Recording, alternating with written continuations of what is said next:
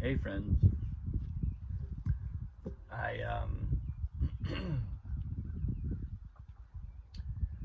well, I had a beautiful conversation with with my wife yesterday, and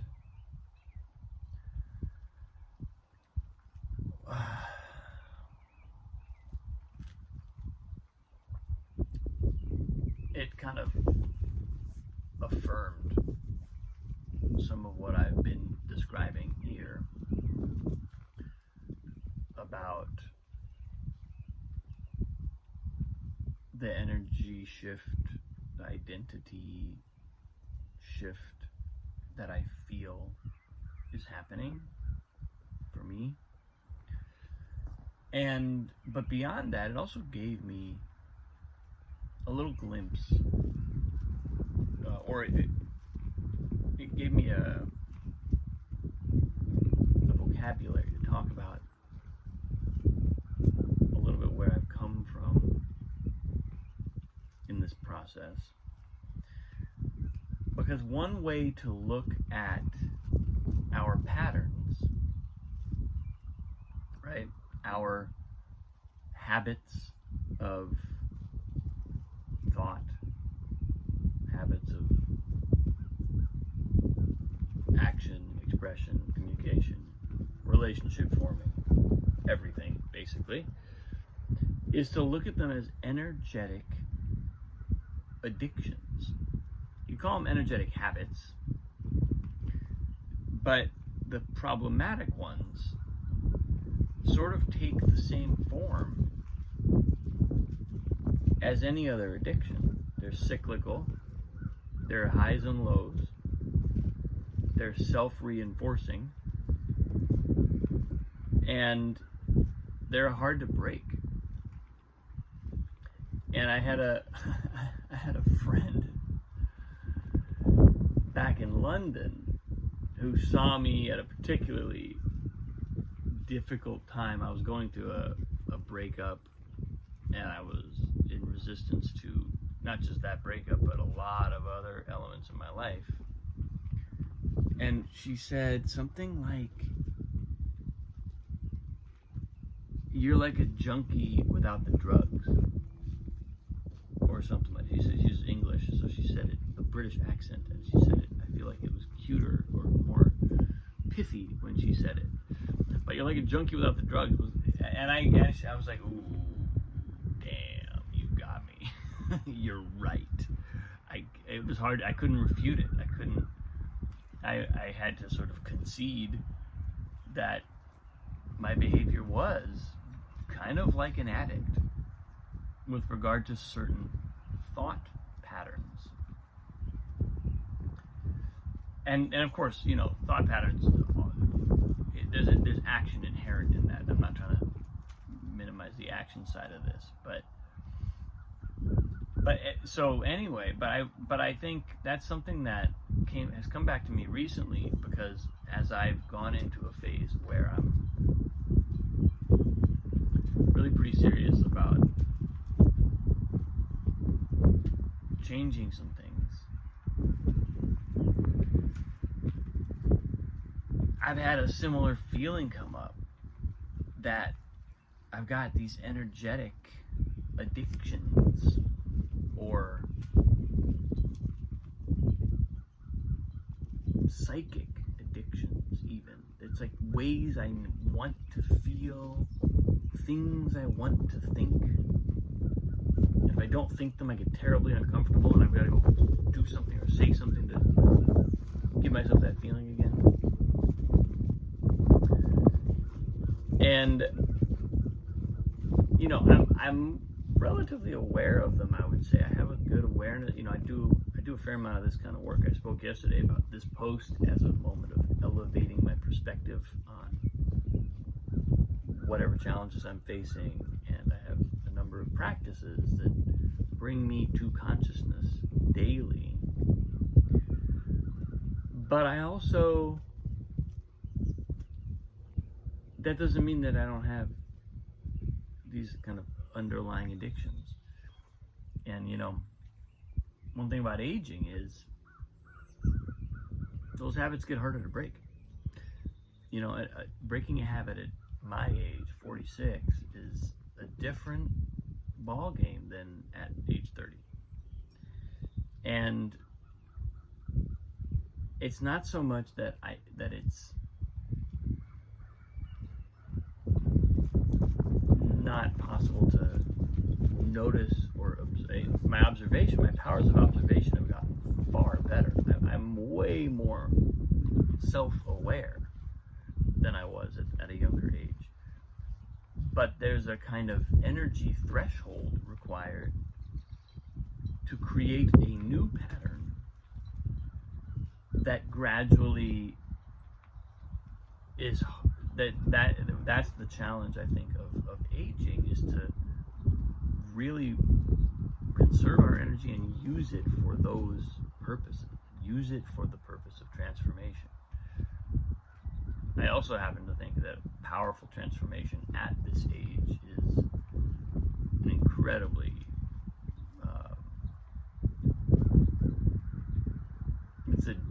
it's a powerful experience in a way that sometimes transformations at a younger age, there can be a real psychic rush and an emotional rush, but there's a depth that I feel like I've gained with aging, and that just it puts a wider frame around this work. But I guess my point with this post, I'm kind of just exploring this idea of energetic addiction. My point is just to point my attention in the direction of change, of the next step. What's the next step for me? And seeing that as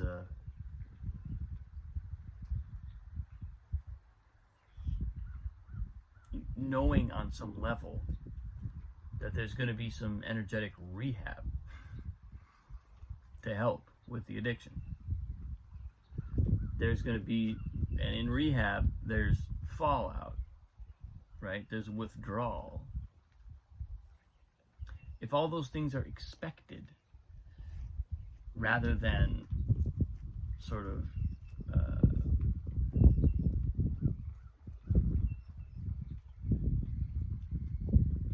unanticipated, or rather than surprising us,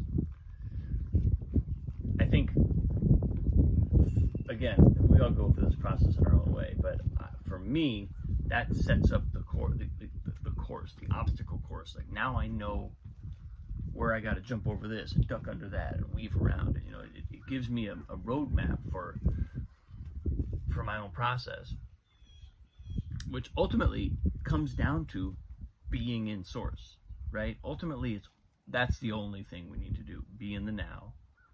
Be right here. And too much trying to map out our process can kind of be its own distraction or its own avoidance mechanism.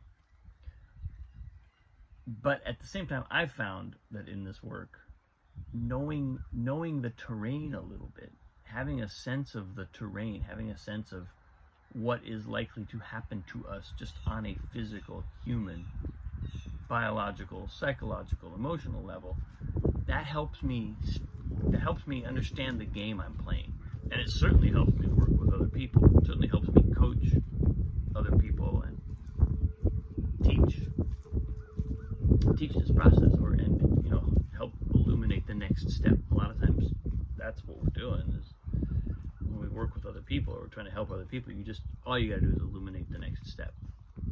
The next step is always gonna be better if we can stay in the now, if we can stay present, if we can marshal the infinite potential of consciousness into this moment. That's the real key. That's the rocket fuel. And I think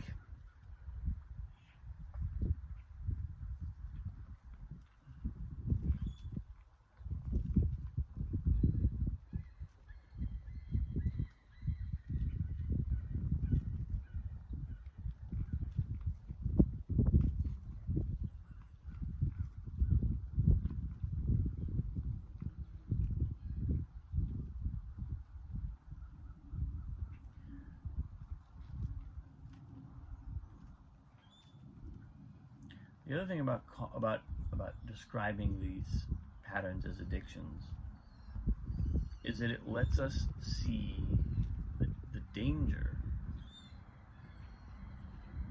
of habitual thinking and action and whatever that otherwise that's kind of benign. It's kind of on the surface of things not dangerous, not even problematic. We could rationally defend an argument saying that this is not a problem for me,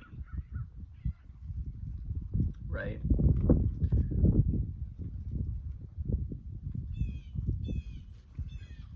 But the fact is, we're looking at this on if we're doing this work in a deep way, we got to be willing to go subtle. We got to be willing to not just see, like, did doing this have an immediate detrimental effect on my life? Like, that's not a sensitive enough instrument.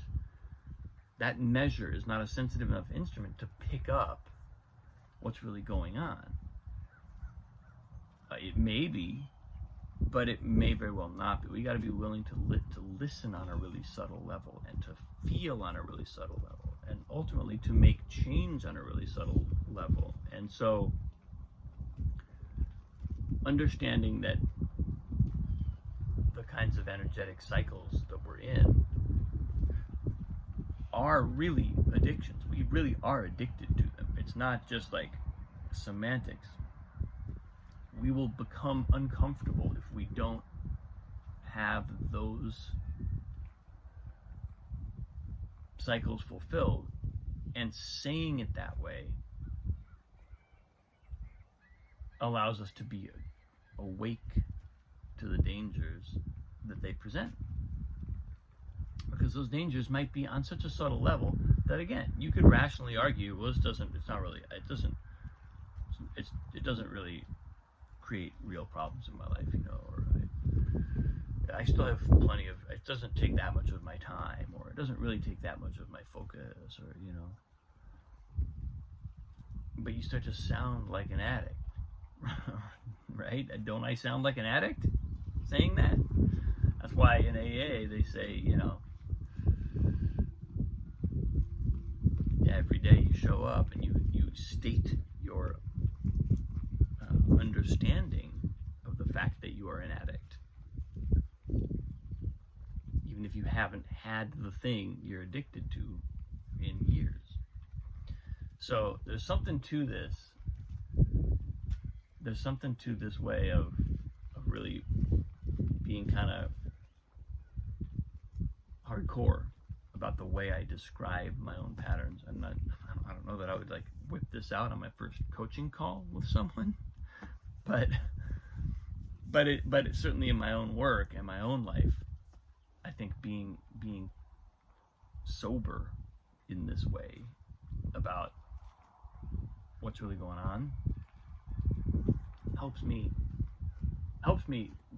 marshal the energy, helps me wake up and get in the game to make change.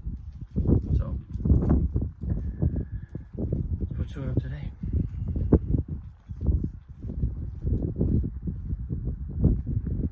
Thanks for watching, people.